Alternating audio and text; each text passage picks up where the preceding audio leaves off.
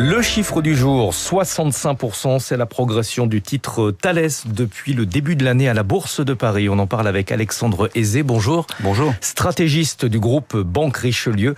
Pratiquement toutes les valeurs de la défense flambent depuis quelques jours sur les marchés financiers. Tout à fait, sans aucune exception.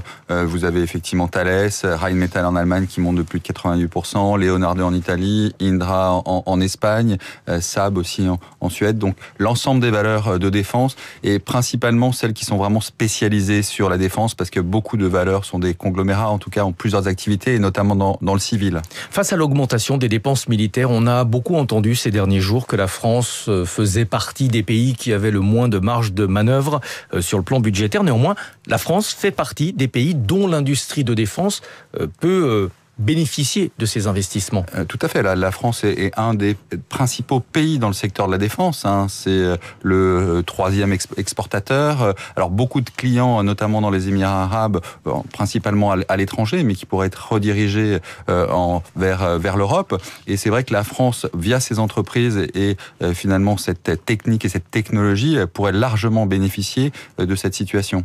Est-ce que l'Europe est capable de couvrir la majorité du spectre des dépenses nécessaires ? Je veux dire, est-ce qu'inévitablement, certaines dépenses vont être fléchées vers les États-Unis ? Il y a des choses en Europe qu'on a encore du mal à produire sur le plan militaire. Alors, sur tout ce qui est stratégique, ça prendra un peu plus de temps, mais il faut que l'Europe se déploie. Évidemment que les États-Unis sont l'acteur principal en termes de défense.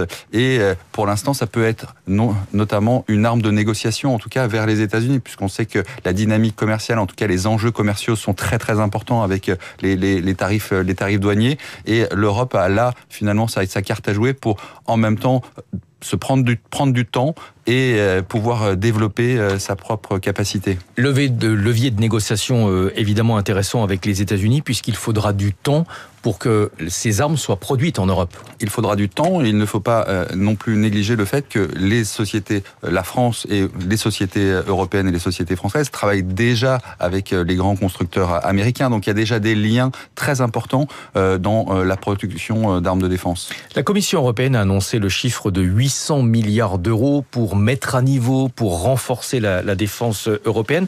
Est-ce qu'on peut mettre ce chiffre en perspective ? 800 milliards, c'est considérable, mais est-ce que ce sera suffisant ? Alors c'est considérable, c'est sur évidemment plusieurs années, mais c'est suffisant. En tout cas, ça relance véritablement l'industrie européenne dans son ensemble. Et il faut comparer ça avec les plans Covid. C'est à peu près équivalent. On était à 900 milliards avec 2 plans Sur et EuroNextGen.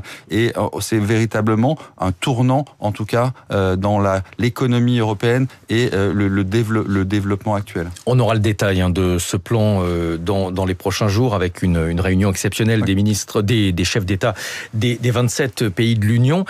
Un mot sur le terme d'économie de guerre. Beaucoup de responsables politiques l'ont prononcé ces derniers jours. Est-ce qu'on peut considérer qu'à 3,5% du PIB, on est en économie de guerre ?